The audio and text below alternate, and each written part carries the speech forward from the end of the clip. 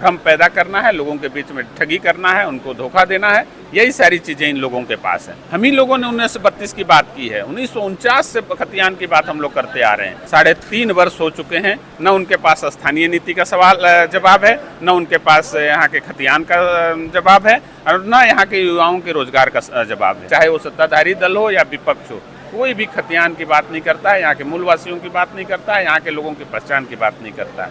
1932 खतियान के साथ हैं, हम युवाओं के रोजगार के साथ हैं, यहाँ का स्थानीय नीति के साथ हैं। भारतीय जनता पार्टी की सरकार थी, उन्होंने भी स्थानीयता को परिभाषित नहीं किया, 1932 के खतियान को परिभाषित नहीं किया, और अभी जो सरकार है इसमें भी राष्ट्रीय दल के लोग हैं, ये कभी नहीं करेंगे। राजनीतिक षड्यंत्र के तहत इनोसेका को जेल भेज दिया गया था। झारखंड पार्टी का 2 दिवसीय केंद्रीय महाधिवेशन आज 2 जुलाई को डिबडी स्थित कार्निवल सभागार में संपन्न हुआ। 2 दिवसीय महाधिवेशन में कमेटी की पुनर्गठन की गई, जिसमें कई लोगों का चयन किया गया।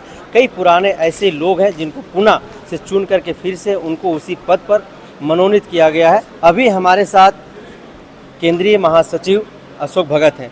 सबसे पहले बहुत बहुत जोहार रहेगा दादा आपका। जोहार जोहार जोहार। 2 दिवसीय महाधिवेशन में क्या कुछ हुआ? देखिए, झारखंड पार्टी का प्रत्येक तीसरे वर्ष महाधिवेशन होता है, जिसमें हम लोग विगत कार्यों की समीक्षा करते हैं, विगत पदाधिकारियों के कार्यों का लेखा जोखा लिया जाता है। उसके बाद अगले 3 वर्षों के लिए हम लोग प्रस्ताव तैयार करते हैं, मुद्दे तैयार करते हैं, किस आधार पर हम लोग यहाँ के आदिवासी मूलवासी जनता के हितों की रक्षा कर सकेंगे, यहाँ के युवाओं के रोजगार की बात कर सकेंगे, यहाँ के स्थानीय नीति की बात कर सकेंगे। इन सारी चीज़ों पर गंभीरता से मनन और चिंतन होता है। इसके बाद दूसरे दिन तीसरे सत्र में हमारा केंद्रीय कार्यकारिणी समिति का चुनाव किया जाता है, जो सर्वसम्मति से हम लोग प्रयास करते हैं कि चुनाव कर लिया जाए। कई वर्षों से केंद्रीय जो अध्यक्ष हैं इनोसेका जी, वो कई आरोप था उनके कारण, जिसके कारण वो जेल के अंदर भी थे। पार्टी में पुनः उनका आगमन हुआ है, फिर से वो पार्टी में सक्रिय तौर से देखे जा रहे हैं। पार्टी में आने से कितना पार्टी मजबूत हुआ है और इसको लेकर के पार्टी की क्या? देखिए, राजनीतिक षड्यंत्र के तहत इनोसेका को जेल भेज दिया गया था। निश्चित तौर पर काफ़ी दिनों से झारखंड पार्टी को नुकसान हुआ है, लेकिन अब वो पूरी तरह से बाहर आ गए हैं। अब आप खुद देख रहे हैं कि कितना उमंग और उत्साह है लोगों के बीच में।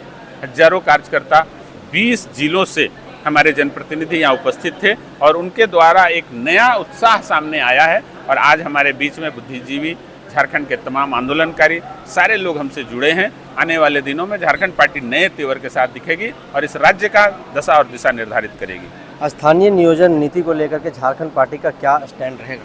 देखिए, झारखंड पार्टी इस राज्य का बुनियादी संगठन है। हम ही लोगों ने 1932 की बात की है, 1949 से खतियान की बात हम लोग करते आ रहे हैं। तो निश्चित तौर पर आज सारे लोग कह रहे हैं, लेकिन काम कोई नहीं कर रहा है। चाहे वो सत्ताधारी दल हो या विपक्ष हो, कोई भी खतियान की बात नहीं करता है, यहाँ के मूलवासियों की बात नहीं करता है, यहाँ के लोगों की पहचान की बात नहीं करता है। हम लोग 1932 खतियान के साथ हैं, हम युवाओं के रोजगार के साथ हैं, यहाँ का स्थानीय नीति के साथ हैं। ये सारी चीज़ें आपके सामने हैं और हम इसके लिए संघर्ष करेंगे। तो फिर वो जो झारखंड मुक्ति मोर्चा हो या फिर भारतीय जनता पार्टी हो, आसी हो, जो इस राग को अलापते हैं कि 1932 के खतियान के आधार पर स्थानीय नीति, नियोजन नीति हमारी पार्टी परिभाषित करेगी सत्ता में आए, तो वो क्या केवल राज्य के लोगों को गुमराह करने का काम कर रहे हैं और सत्ता तक पहुंचने का एक सीढ़ी बना रहे हैं? बिल्कुल बिल्कुल, ये एक भ्रम पैदा करते हैं। 3.5 वर्ष हो चुके हैं, न उनके पास स्थानीय नीति का जवाब है, न उनके पास यहाँ के खतियान का जवाब है, और न यहाँ के युवाओं के रोजगार का जवाब है।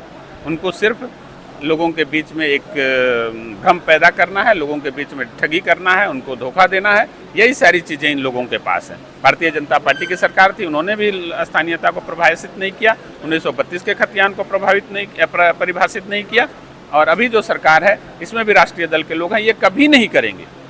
चाहे वो भारतीय जनता पार्टी हो या कांग्रेस पार्टी हो, ये कभी भी यहाँ के लोगों के हित की बात नहीं कर सकते हैं।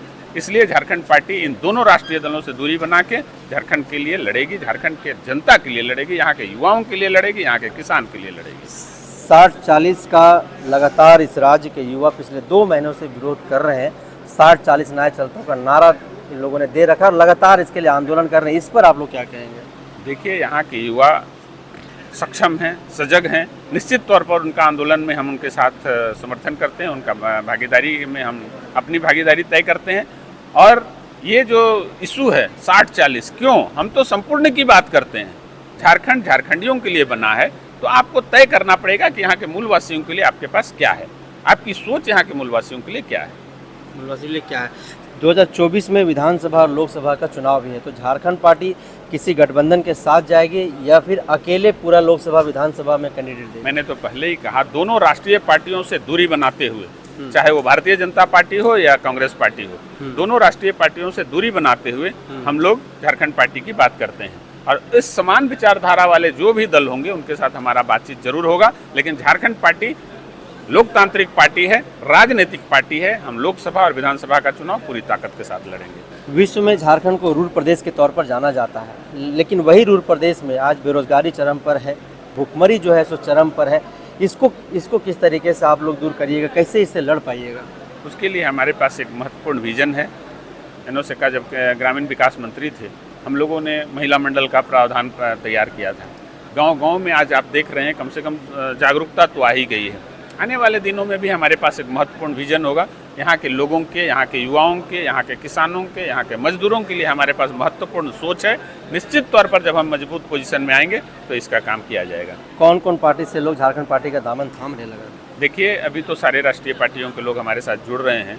भारतीय जनता पार्टी के पूर्व सांसद चित्रसेन सिंकू जी, दुर्गा प्रसाद जामुदा जी जुटे हैं। कांग्रेस पार्टी के तमाम पदाधिकारी हमारे साथ जुटे हैं। जिला परिषद अध्यक्ष कांग्रेस पार्टी छोड़कर हमारी पार्टी में आई है।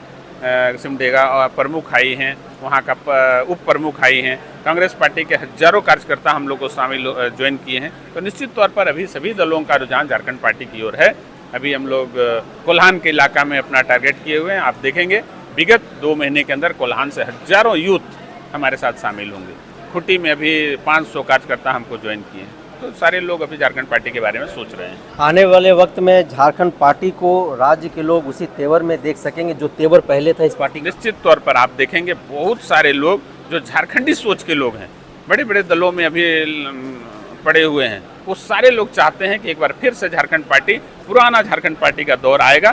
पूरे झारखंड में, चाहे वो संथाल हो, चाहे वो कोल्हान हो, चाहे वो दक्षिणी छोटा नागपुर हो या कोयलांचल हो, झारखंड पार्टी का दौर दिखेगा। तो हमारे साथ झारखंड पार्टी के केंद्रीय महासचिव अशोक भगत जी थे, जिनको भी आप लोग सुन रहे थे। इन्होंने स्पष्ट तौर पर कहा कि झारखंड पार्टी का तेवर फिर से आने वाले समय में उसी तरीके से दिखेगा जिस तरह से झारखंड पार्टी का तेवर इस राज्य में पहले दिखाई देता था।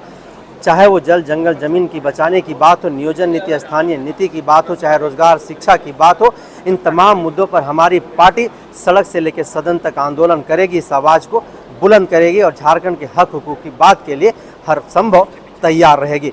तो ऐसे ही झारखंड पार्टी के अन्य ऐसे वरिष्ठ नेताओं से मैं आपको मिलाता रहूँगा, उनसे बातचीत करके झारखंड के जन मुद्दे में आप तक पहुँचाता रहूँगा। तब तक आप बने रहिए हमारे साथ। जोहार।